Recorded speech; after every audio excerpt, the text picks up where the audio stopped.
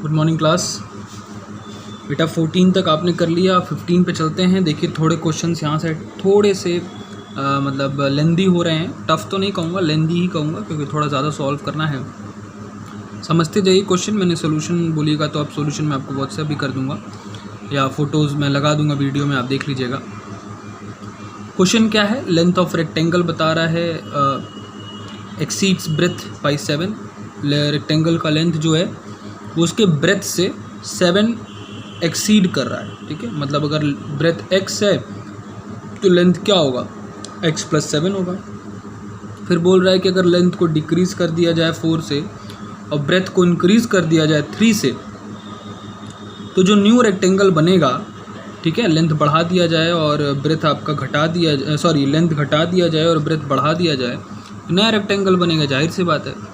तो जो new rectangle बनेगा उसकी एरिया और पुराने वाले रेक्टेंगल की एरिया में कोई फ़र्क नहीं है, दोनों का जो है एरिया सेम ही आएगा। तो बताइए कि लेंथ और ब्रेथ क्या होगा ओरिजिनल रेक्टेंगल का? तो कुछ नहीं, जो क्वेश्चन कह रहा है वही करोगे। देख लो, लेंथ ब्रेथ मान लिया x, लेंथ ज़्यादा है। एरिया का फॉर्मूला आप जानते हो क्या होता है? L × B, 7 + x × x क्या हो जाएगा? x का 7 से 7x, x²। New length by 7x में 4 माइनस कर देना है, क्योंकि भाई कम करना है लेंथ। ब्रेथ है तो उसमें 3 ऐड कर देना है, तो क्या हो जाएगा? 3 + x हो जाएगा। भाई 7 में से 4 माइनस हो जाएगा, तो 3 + x और x + 3। बात है कि ये 3 + x लिखो चाहे x + 3 लिखो, तो 3 + x का होल स्क्वायर कर लो चाहे x + 3 का होल स्क्वायर कर लो, जो चाहे कर लो। तो होल स्क्वायर का तो फॉर्मूला याद होता है ना कि a² + b² + 2ab, तो a² + b² + 2ab वही कर दिया मैंने। 9x², 3 का स्क्वायर 9, x का स्क्वायर x², 2 का 2 तो ही है, a क्या है? 3 है, b a है, तो 9 + x² + 6, ये नया एरिया आया। अब क्वेश्चन में कह रहा है कि ये एरिया और ये एरिया सेम है, यही कहा है, तो वही कर दो कि 7 + x² = 9 + x² + 6। x² प्लस में इधर भी, x² प्लस में इधर भी, दोनों में सेम साइन में, तो कट जाएगा कि भाई इधर आएगा तो माइनस, तो x कट के 0। ठीक, अब इधर क्या बचा? 7x, इधर बचा 9 + 6x। 6x, x 7x, x वाले के पास x वाला भाग जाएगा, x वाले के पास x वाला भागा, 7x - 6 = 9 आया। x की वैल्यू निकाल दीजिए आप, तो x में से क्या आ गया? 9 आ गया x की वैल्यू। अब ब्रेथ आपका 9 हो गया, आपने x माना था, और लेंथ क्या होगा? 7 + 9, क्योंकि शायद ज़्यादा था ब्रेथ से, तो 16 हो गया। ऐसे ही सॉल्व करना है। क्लियर? ओके। अब देखिए क्वेश्चन नंबर 16 कह रहा है width of a rectangle is 2/3 its length. जो रेक्टेंगल का ब्रेथ है वो 2/3 है उसकी लेंथ का। पेरीमीटर आपको दिया है 180, तो फाइंड करिए डायमेंशंस। ठीक है, अब आप देख लीजिए भाई, लेंथ हमने x सेलेक्ट किया, ब्रेथ उसका 2/3 है तो 2/3 × x कर दिया। ठीक, पेरीमीटर कितना आया? 180 दिया हुआ है। पेरीमीटर ऑफ रेक्टेंगल आप क्या होता है जानते हो? 2 in the bracket l + b, यानी कि 180 दिया है आपको। 2 इन द ब्रैकेट l कितना है? x, b कितना है? 2/3x। बस इसको सॉल्व करिए, आपका आंसर आ जाएगा। अब सॉल्यूशन तो आपको खुद करना होगा, मैं सॉल्यूशन करके नहीं दिखाऊंगा। ठीक, अच्छा 17th वाला क्वेश्चन देख लीजिए। कह रहा है कि the altitude of a triangle is 5/3 the length of corresponding base. ठीक, भाई ट्रायंगल में एरिया निकालने के लिए, मतलब एक नॉर्मल ट्रायंगल में जनरली लेंथ और बेस और हाइट यानी एल्टीट्यूड की ज़रूरत पड़ती है। तो बोला कि एल्टीट्यूड जो है वो क्या होगा? वो 5/3 है किसका? लेंथ ऑफ द बेस का। बेस के लेंथ का 5/3 उसका एल्टीट्यूड है।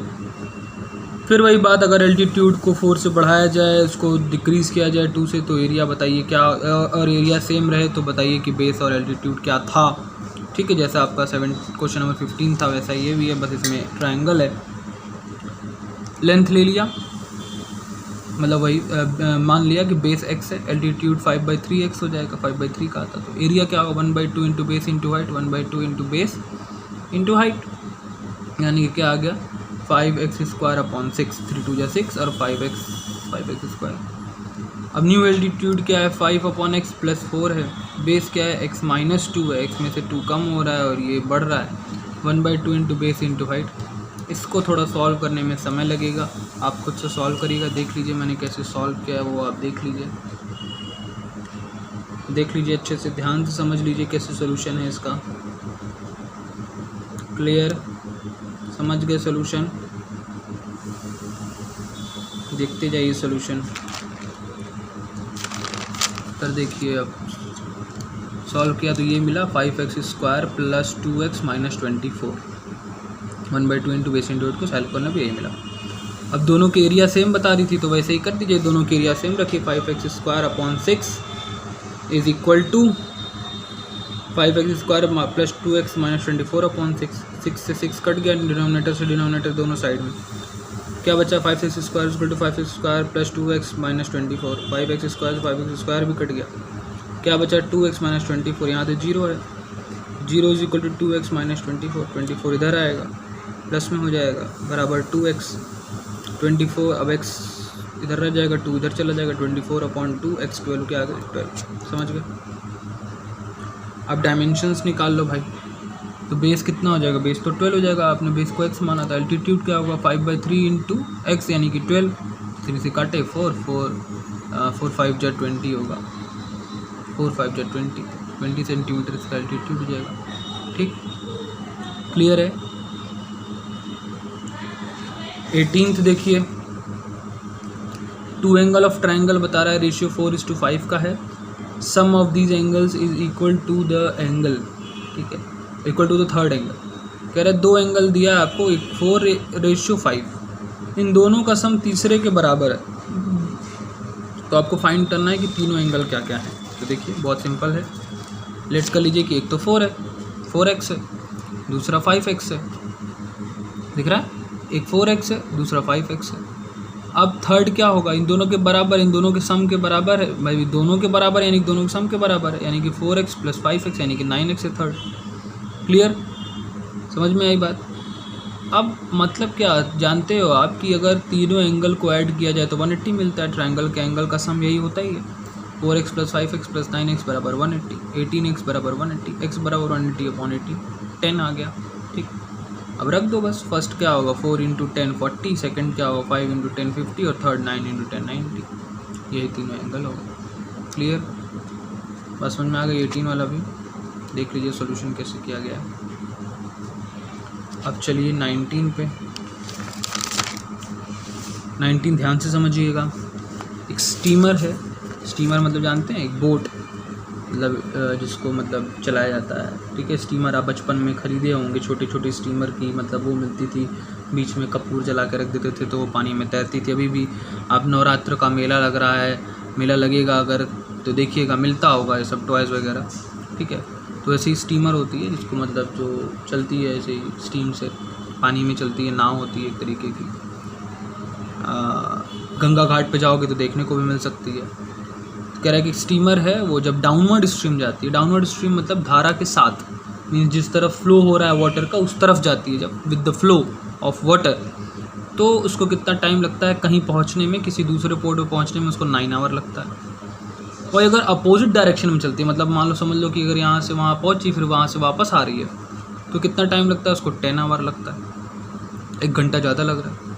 तो बताइए कि अच्छा एक बात बता रहा है और कि स्पीड ऑफ स्टीमर जो है वो स्ट्रीम मतलब जो नदी की स्पीड है, जो बहाव की स्पीड है वो क्या है, वो 1 किलोमीटर पर आवर है। तो आपको क्या फाइंड करना है, स्टीमर की स्पीड फाइंड करना है और डिस्टेंस दोनों पोर्ट में फाइंड करना है। समझ में आ रही बात को समझो। मतलब एक बार जब पानी के जिस तरफ पानी बह रहा है उस तरफ अगर नाव चलेगी तो भाई सपोर्ट मिलेगा ना। आप साइकिल पे चलाते हो और जिस तरफ हवा बह रही उस तरफ चलाते हो तो थोड़ा सपोर्ट मिलता है, और अगर हवा के अपोजिट साइकिल चलाते हो तो थोड़ा मेहनत ज़्यादा लगती है।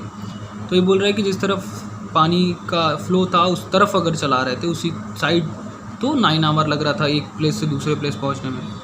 वही उल्टा अगर चल रहे हैं तो हमको कितना लग रहा है, 10 आवर लग रहा है। और स्ट्रीम की यानी कि जो फ्लो की स्पीड है वो 1 किलोमीटर पर आवर है।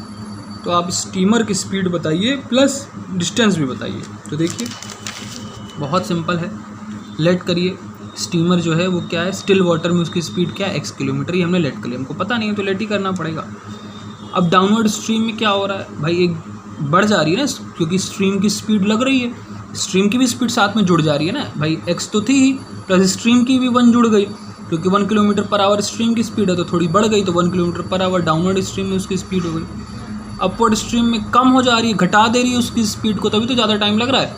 तो 1x - 1 किलोमीटर पर आवर हो गया। अभी जानते हो कि स्पीड इज इक्वल टू क्या, डिस्टेंस अपॉन टाइम होता है।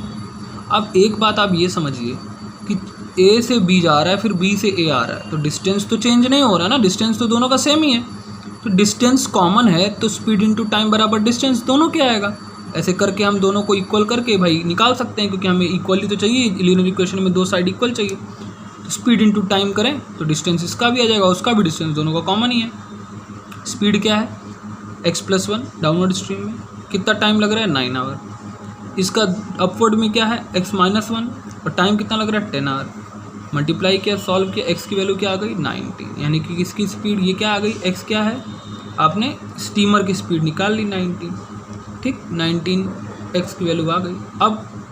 अब आपको डिस्टेंस निकालना है, तो डिस्टेंस का फॉर्मूला क्या था, स्पीड इंटू टाइम, यानी ये स्पीड है और ये टाइम है, यानी कि x+1 × 9, x कितना आया, 19 + 1 × 9, 19 + 1 20, 20 × 9, यानी कि 180 किलोमीटर ये आ गया आपका, और ये आपका 19 किलोमीटर पर आवर इसकी क्या आ गई, स्पीड आ गई। बस क्लियर, समझ में आया, ओके।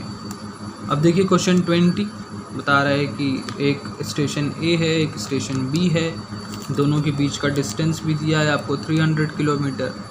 एक आदमी यहाँ से मोटरसाइकिल लेके चला, एक आदमी यहाँ से मोटरसाइकिल लेके चला, मोटरसाइकिलिस्ट थे दो, एक इधर से चला एक इधर से चला।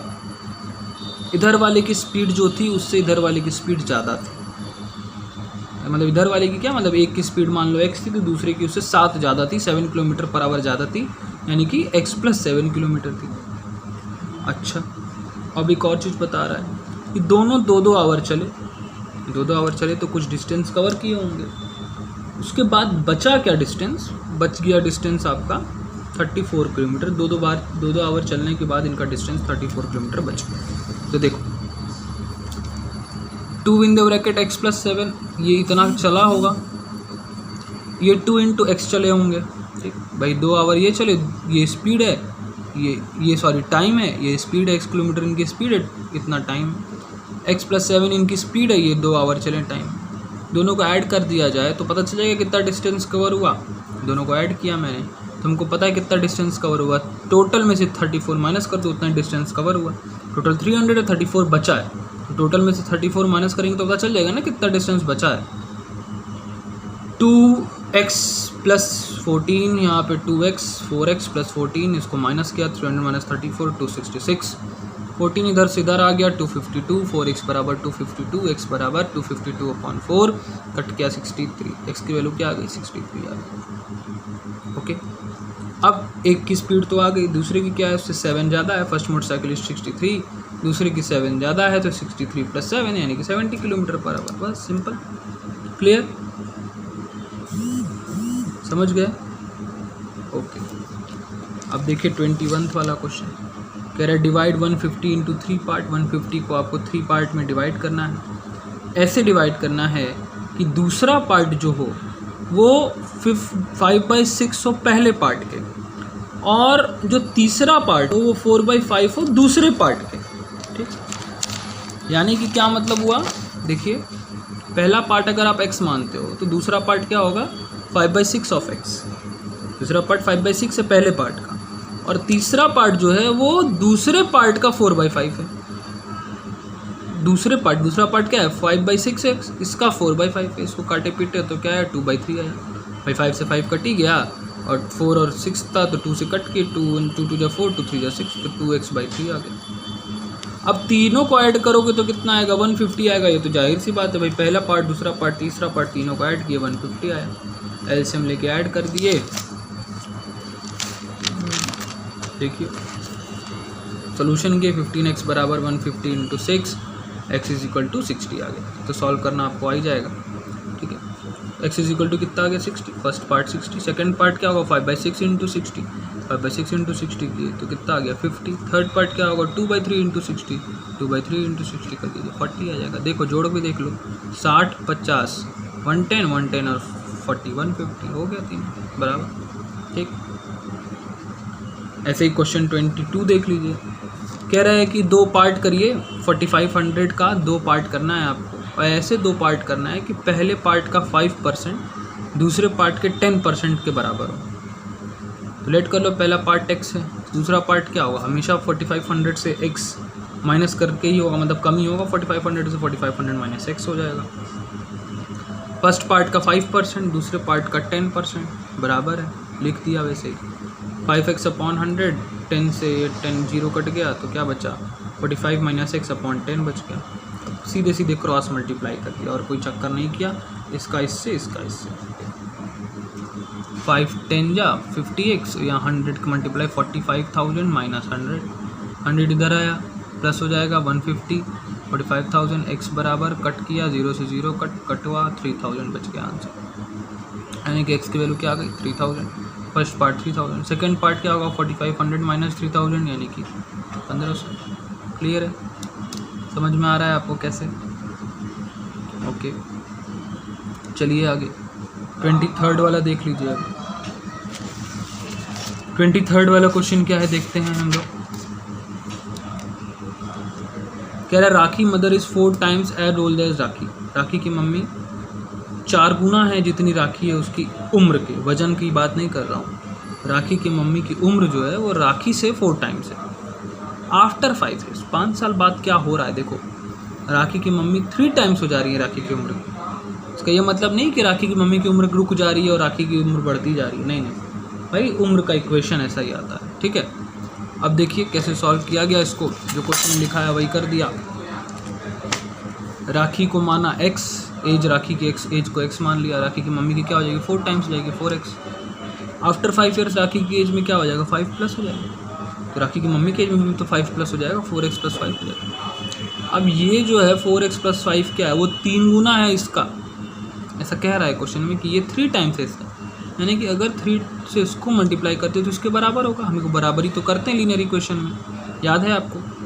तो 4x प्लस 5 में x प्लस 5 को 3 से मल्टीप्लाई कर दें तो दोनों बराबर हो जाएंगे, वही कर दिया गया। उसके बाद सॉल्व कर दिया गया, देखिए x की वैल्यू आ गई 10, यानी राखी की एज प्रेजेंट एज आ गई 10। 10 साल मदर की एज कितनी आएगी 4 × 10, क्योंकि 4 × x था 40 years। क्लियर। अब बच गया कौन सा क्वेश्चन, 24 से लेके 27, ये 24, 25, 26, 27, ये 4 क्वेश्चन मैं आपको खुद से करने को दे रहा हूँ। अगर फिर भी नहीं कर पाते हो, दिमाग है ही नहीं लगाने के लिए, तो पूछ लेना, बता दूंगा। लेकिन अगर थोड़ा दिमाग, इतने क्वेश्चंस मैंने बताए, इस क्वेश्चन के मैंने 23 क्वेश्चंस आपको सॉल्व करके दिखाए हैं। अगर आप इक्वेशन खुद से बना पढ़ के सॉल्व कर ले रहे हो तो प्लीज़ ज़रूर करिए, दिमाग थोड़ा सा लगाइए, यही आपका होमवर्क है, ठीक है। एक्सरसाइज 8B क्वेश्चन 15 to 27, यही आपका होमवर्क है बेटा, ओके। क्लियर है, ये सॉल्व करिएगा। जो क्वेश्चन नहीं आएगा आप फिर से पूछ लीजिएगा, फिर से आपको बता दिया जाएगा, ओके। Thank you.